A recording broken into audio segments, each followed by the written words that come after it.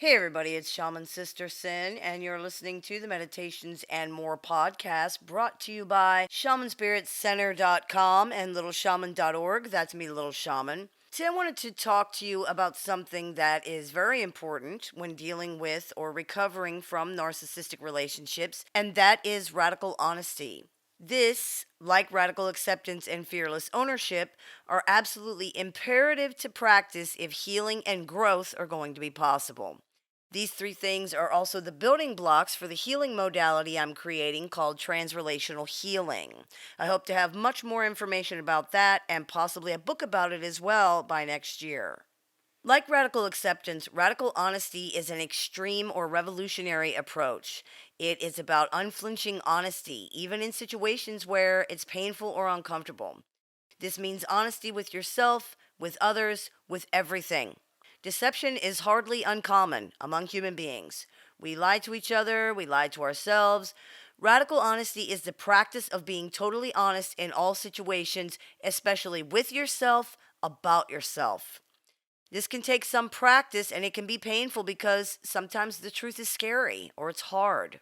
However, if we can't be honest about things, we can't change them. If we want things to change, we have to do things differently than we have been doing them. It sounds simple, and it is simple. But the plain fact is, you can't change things without changing them. In some ways, real honesty really is radical.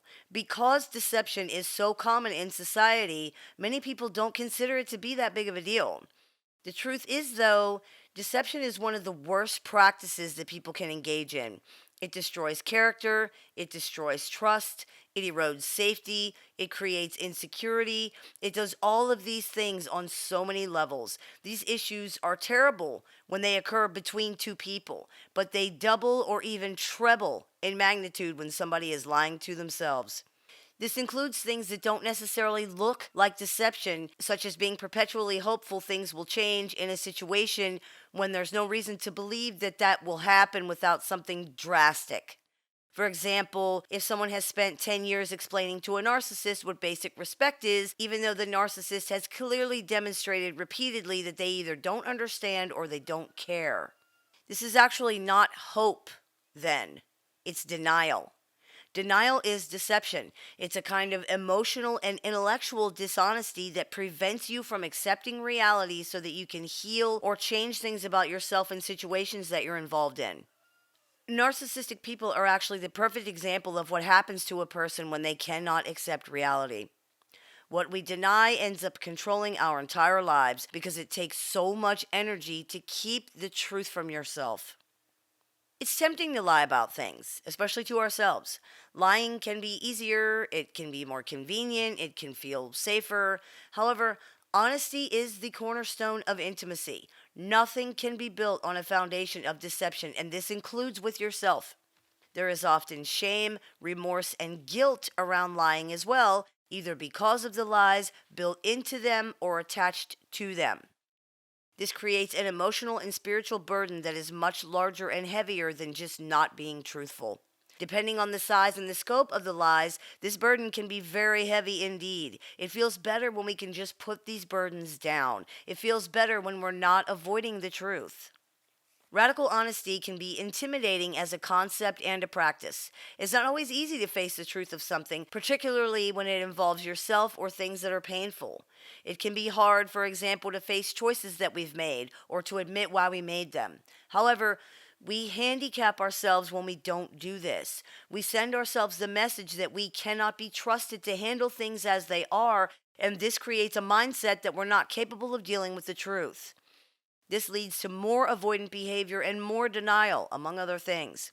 Worse, when we're not honest with ourselves, we rob ourselves of our own authenticity and force ourselves to live a life that is not only less than we're capable of, it's less than we deserve. You can handle things the way that they are. You can deal with the truth, and you can change the way that things are. Trust yourself and give yourself a chance to do it.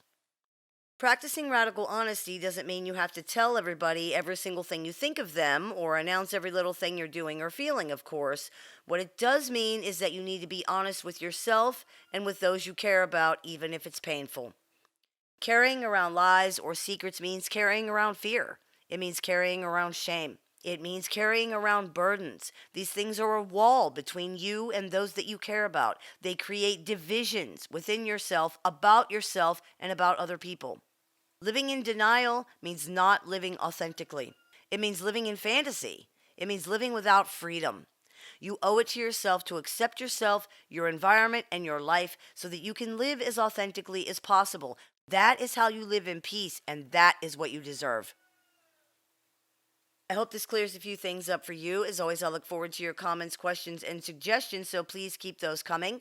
I take appointments online, over the phone, via text, via Skype, via Messenger, via email.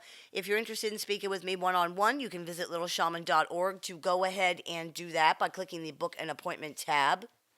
I teach workshops a few times a month, so if you're interested in seeing which ones we are running at this time, you can visit littleshaman.org to do that as well. You've been listening to the Meditations and More podcast brought to you by shamanspiritcenter.com and littleshaman.org. That's me, the Little Shaman. May the Great Spirit bless you and have a wonderful day.